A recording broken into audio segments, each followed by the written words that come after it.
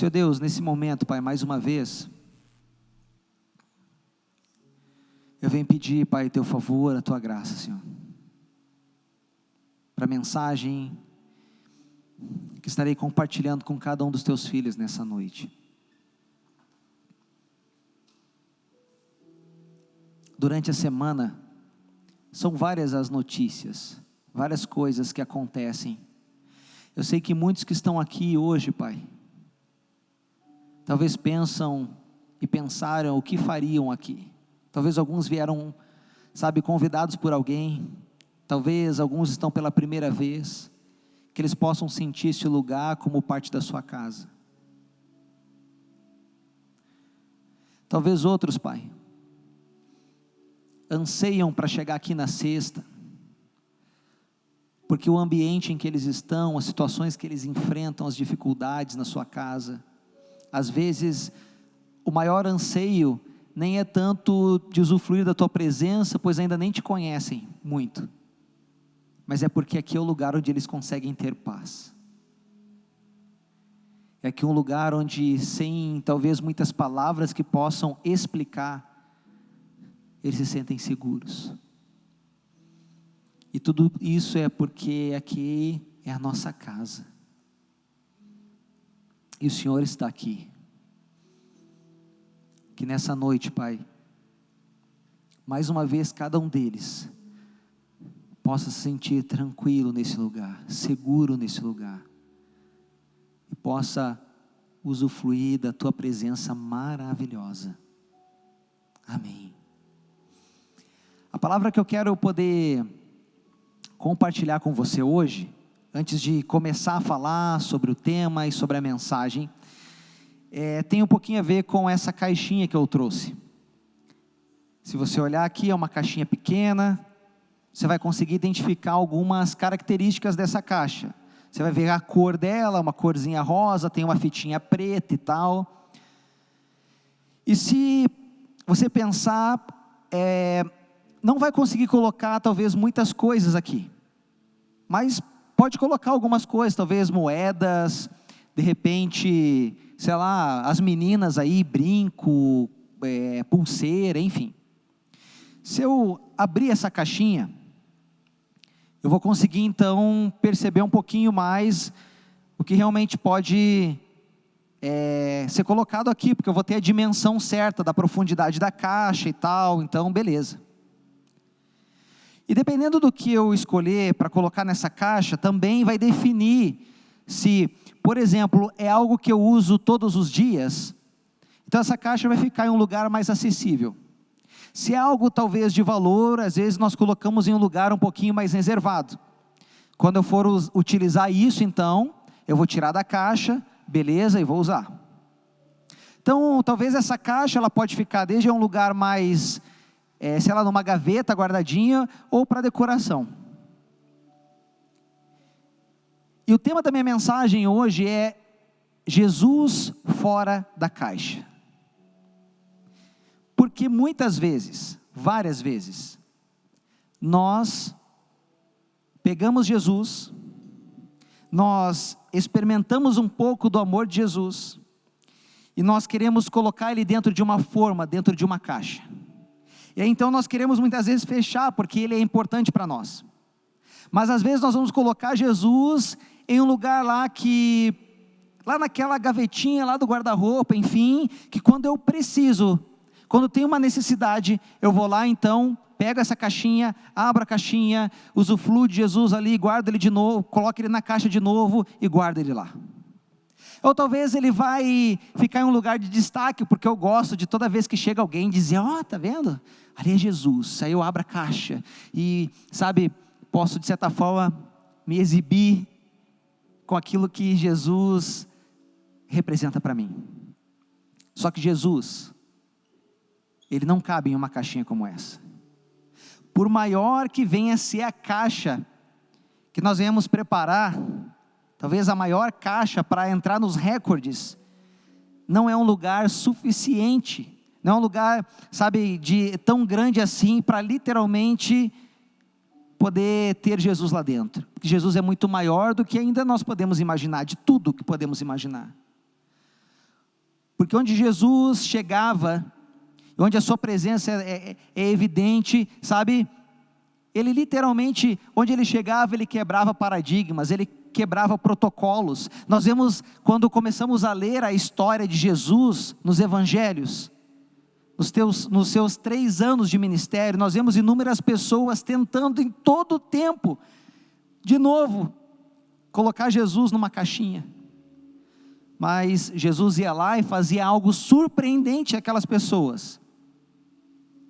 E é essa maneira que nós precisamos enxergar Jesus. Não um Jesus limitado em uma caixa, para ficar guardado ou simplesmente para servir de exibição para os nossos amigos, mas para usufruir dele, e para permitir que ele faça tudo aquilo que ele tem determinado para nós. Eu quero ler com você Lucas capítulo 5, nós vamos ler a partir do verso de número 12 até o verso de número 16. Você vai encontrar essa história também em Mateus 8, versículo 1, e em Marcos 1, se eu não me engano, versículo 40. Então quero começar lendo com você, diz o seguinte, o verso 12. Estando Jesus numa das cidades, passou um homem coberto de lepra. Quando viu Jesus, prostrou-se, rosto em terra, e rogou-lhe: se quiseres, podes curar-me. Jesus estendeu a mão e tocou nele, dizendo: quero, seja purificado. E imediatamente a lepra o deixou.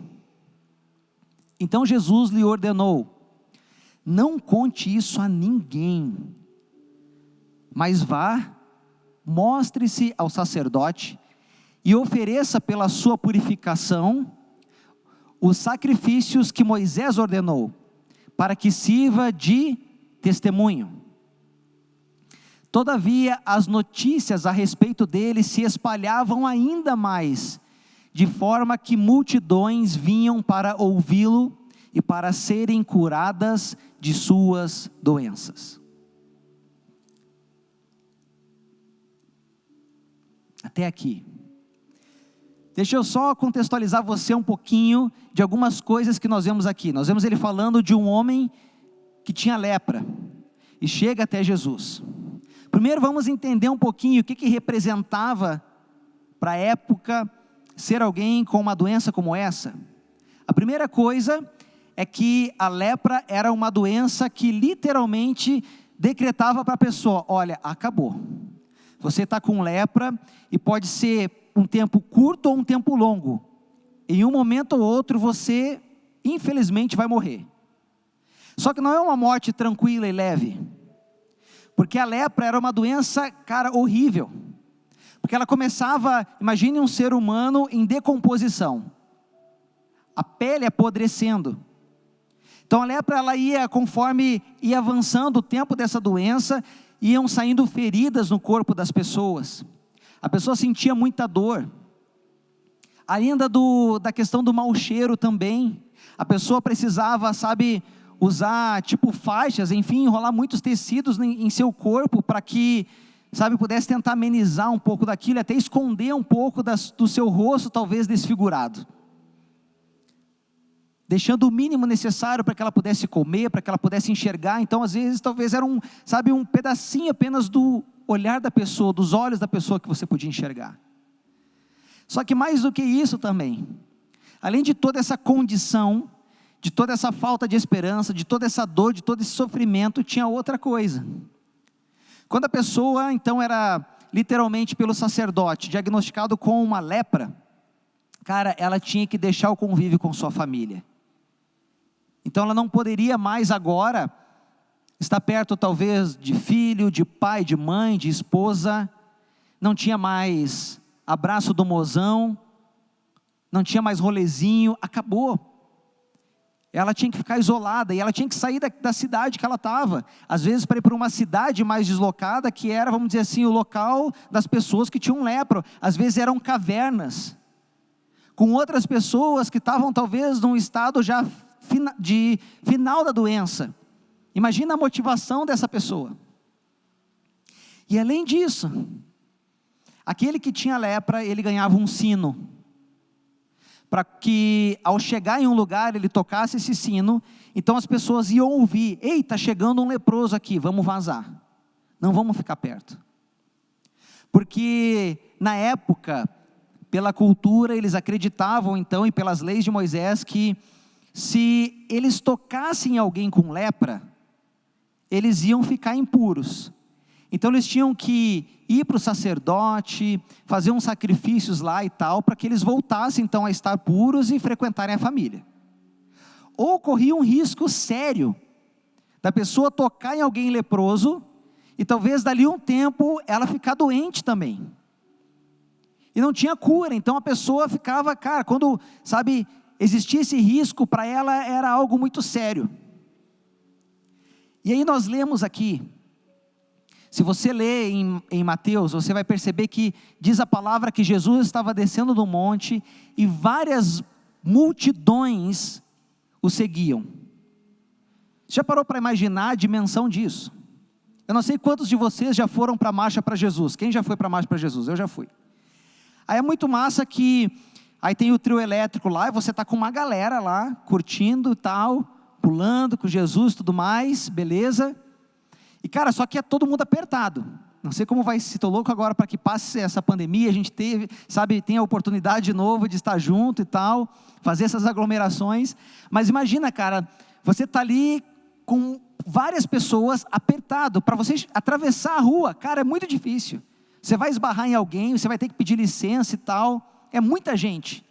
Agora você imagine várias multidões, muita aglomeração.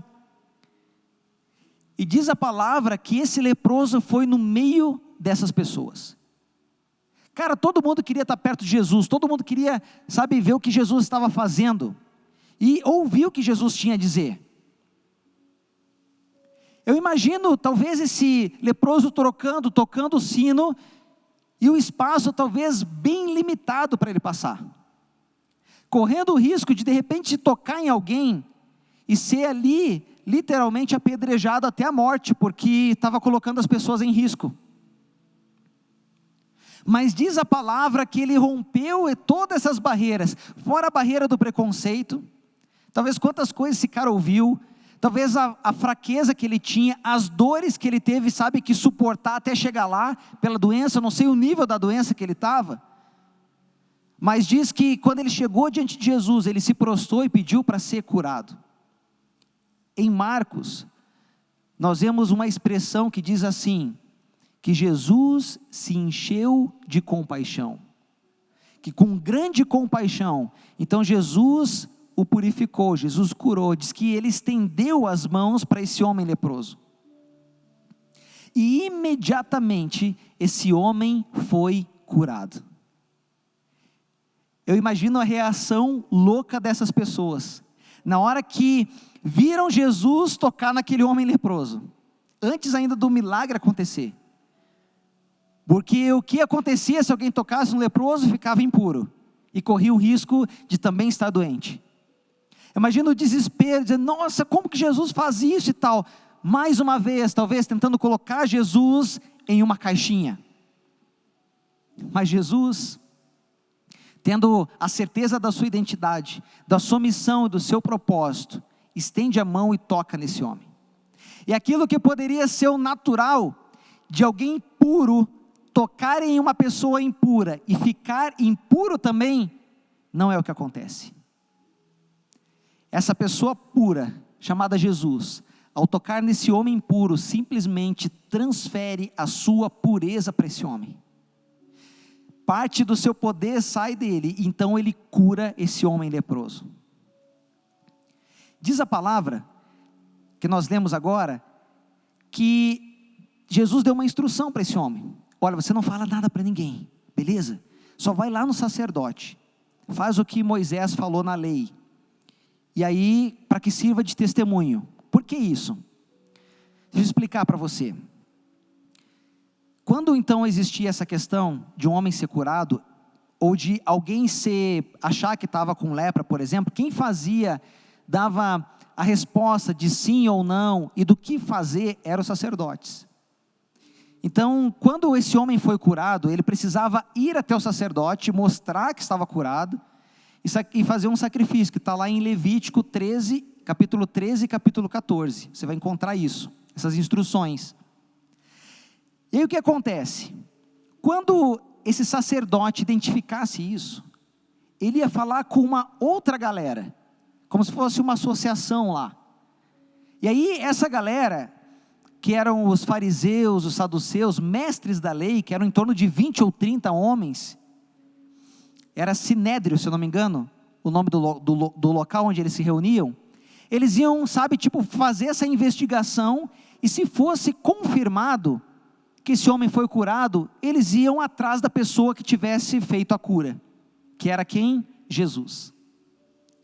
Só que a lógica aqui, em que Jesus pede para que ele faça isso, é porque na tradição desse povo, eles acreditavam o seguinte: alguns milagres já aconteciam por religiosos, mas alguns milagres também aconteciam por falcatrua, por migué de alguns feiticeiros, para enganar o povo. Então existiam 4 milagres que somente o Messias poderia fazer, e um deles era a cura de um leproso. Então quando ele fala para esse homem, vá até lá, para que fique registrado e sirva de testemunho, para que confirme que realmente eu sou o Messias, porque eu já fiz o primeiro de um dos 4 que vocês imaginam que eu vou fazer, e ele fez os outros 3 milagres também. Só que esse cara, ele não consegue nem chegar nos sacerdotes, cara. Imagina, eu também não conseguiria. Quanto tempo talvez ele estava numa condição dessa, sem falar com as pessoas, sem ganhar um abraço. Agora, cara, que ele está curado, tudo que ele quer é sair falando para as pessoas, é talvez chegar em casa, poder dar um abraço talvez em alguém, poder frequentar a cidade de volta, poder comer uma boa comida, porque eles viviam de doações, quando alguém tinha coragem de ir lá levar algo para eles. Então, cara, ele fez festa, celebrou um monte, mas isso não impediu Jesus de seguir com o que ele tinha a fazer, e muitos milagres Jesus continuou a fazer, e ainda mesmo fazendo os 4 milagres, existiu um povo que continua esperando o Messias, acreditando que ele realmente não era o filho da promessa do Antigo Testamento. E onde, dentro desses versículos, tem algo que eu quero poder trazer a você hoje, para que você possa guardar no seu coração. Que você, eu não sei qual é a condição que você está nesses dias, eu não sei o que você está passando, eu sei que são várias limitações, várias dificuldades. Eu não sei como é que está a tua casa, eu não sei como é que você está, eu não sei se a tua luta é com alguma coisa física, talvez alguma dor, ou algum familiar que está passando por algo. Eu não sei se o que você está passando, se o teu coração está quebrado por algumas coisas que as pessoas fizeram ou falaram para você. Eu não sei se por acaso você olha, ou se olhar no espelho, não acredita mais em nada da tua capacidade. Eu não sei se você está desanimado, não sei se você está triste, não sei. Eu não sei se você tem andado com medo, mas uma coisa eu sei: se nessa noite, simplesmente, você fizer como esse homem fez, ter a coragem para enfrentar todas as coisas, para enfrentar suas limitações, para enfrentar suas dores, para enfrentar suas vergonhas. Esse homem, ao chegar lá, ele estava tocando um sino, as pessoas olhavam para ele, já condenavam ele. As pessoas que eram acometidas de lepra, as pessoas diziam: olha, esse cara é condenado, não é porque ele foi azarado, não, é porque ele foi condenado por Deus. Então eu não sei, cara, o que as pessoas têm dito a teu respeito, mas uma coisa eu sei: o que Deus tem para você, e o que Ele acredita que você é, um filho e uma filha amada, que nessa noite, Ele simplesmente espera que você possa romper essas barreiras, que você possa chegar até Ele, e ao olhar para Ele, falar com Ele, pedir: Jesus, me cura, Jesus, me anima, Jesus, dá coragem para mim, Jesus, ajuda minha mãe, ajuda meu pai, ajuda minha família, Jesus, me ajuda. Ele vai olhar para você, assim foi como foi com esse homem. Ele vai se encher de compaixão. Ele vai estender as mãos até você, te erguer daquele momento em que você está de joelhos. E naquele toque, você será curado. Naquele toque, você será restaurado. Porque Jesus não cabe em uma caixinha.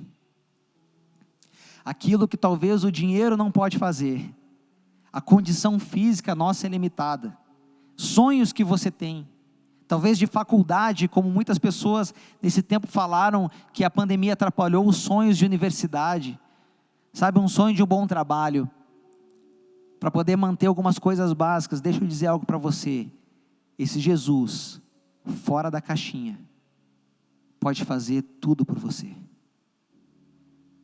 Que nessa noite, simplesmente, você tome essa decisão de ir ao encontro de Jesus. Quero pedir para que você se coloque de pé. Eu quero poder fazer uma oração com você. Logo nós vamos ter a oportunidade de mais uma vez poder adorar a Deus. Mas eu quero orar com você. Eu quero que, talvez você vai repetir parte das minhas palavras, porque você pensa, puxa Joe, eu nem sei muito como orar. Beleza, eu quero te ajudar. Mas vai chegar um momento em que eu quero que você possa, onde você está, de colocar diante de Jesus aquilo que você quer. Colocar diante de Jesus o milagre que você deseja. A transformação que você deseja. Feche seus olhos. Senhor Deus, nós estamos aqui. Estamos aqui porque te amamos. Estamos aqui porque cremos em Ti. Que nessa noite, Pai, nós possamos ter esta palavra como verdade em nossas vidas. Que Jesus não cabe em uma caixa, por maior que ela seja. Jesus veio literalmente para fazer coisas extraordinárias por nós. E que nessa noite, mais uma vez, Jesus, ao tocar na vida de cada um dos teus filhos, que estão aqui nessa noite, Pai, eles possam ser curados, restaurados, que eles possam receber o milagre através de Jesus. Pois não tem como, ao toque de Jesus, Pai, nós não sermos transformados. É Jesus que pode mais uma vez purificar o nosso coração. Talvez alguns se condenam, porque até mesmo antes de chegar aqui, passaram por um momento tenso em casa, talvez até tenham vergonha de poder falar contigo agora, mas o Senhor pode restaurá-los. Esse homem leproso que tinha algo físico, que trazia dor, que trazia condenação, que trazia vergonha, ao toque de Jesus, tudo isso foi fora. Eu imagino a alegria desse homem contando tudo o que aconteceu. E tudo isso está ao alcance de cada um de nós. Que nessa noite, Pai, possamos ter esse encontro com Jesus e receber esse toque. Pai, eu oro pela vida de cada um. Que nessa noite, na simplicidade deles, talvez nas muitas ou poucas palavras, eles possam se achegar a Ti de coração aberto e sincero, lançando sobre você, meu Deus, tudo aquilo que eles precisam, que somente o Senhor pode dar. E creio que